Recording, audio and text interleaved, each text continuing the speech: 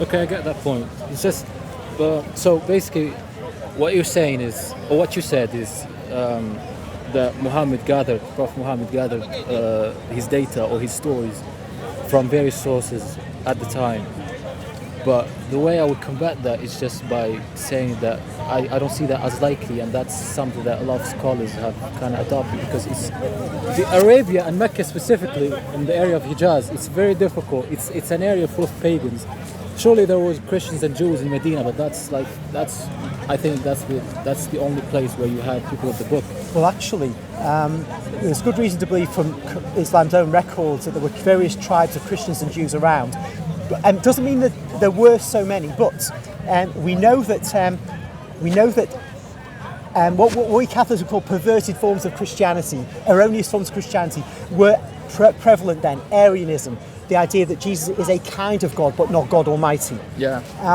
And this was because, and also variant forms of the Zoroastrian religion as well. And this is because the Byzantines and the Persians were using the Arabs as soldiers to fight their battles for them, and these guys would bring back these religions into Arabia, but with their own variants on it. And also, in terms of the Eastern Roman Empire, we were persecuting those who weren't following the Catholic faith. Yeah.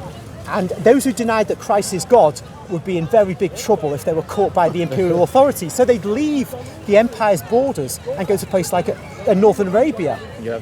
So we would also have Jews who would do the same, because the Jews were persecuted a great deal as well under Justinian, and they'd come into Arabia. And this meant there was a whole panoply of cultures and religious ideas upon which the early Arabs drew. And I think that's why the Quran is the way it is. It emphasises stuff to do with Christianity, stuff to do with Judaism, nothing to do with any of these other prophets that allegedly existed around the world. And it takes a view of Jesus. He is not the Son of God, because that was the kind of that was the milieu of ideas that managed to seed itself amongst the Arabs.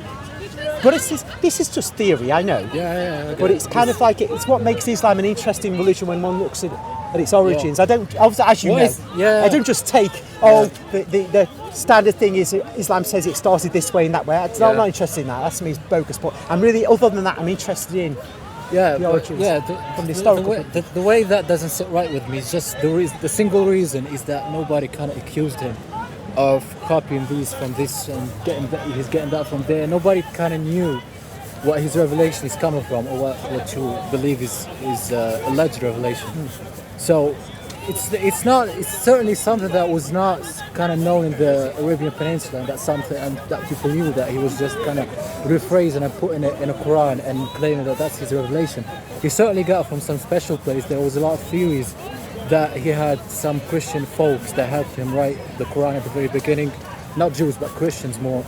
But when you look into that, it's not. When you look into those people, you just realize that those are not based arguments.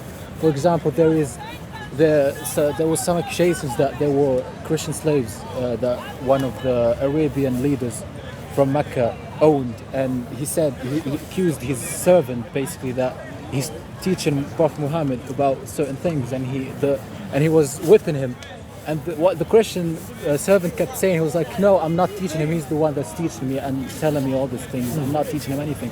So these Christians, or at least in Arabia, that were not even, I wouldn't even, I'm aware of two of these cases. They were not really learned, and everybody was kind of learning from him. So it's mysterious how, if you want to adopt the approach that he was taking this from somewhere, it's really difficult to just make a case for that, because every case, there was even cases of Waraka bin Nawfal, if you know who that is. Waraka? Yeah, that he was the one who teaches them the Quran, but that story doesn't add up at all. So it's just, I don't. I'm not saying there was no such person as Waraka, but it's all too misty for me to kind of latch anything to. But what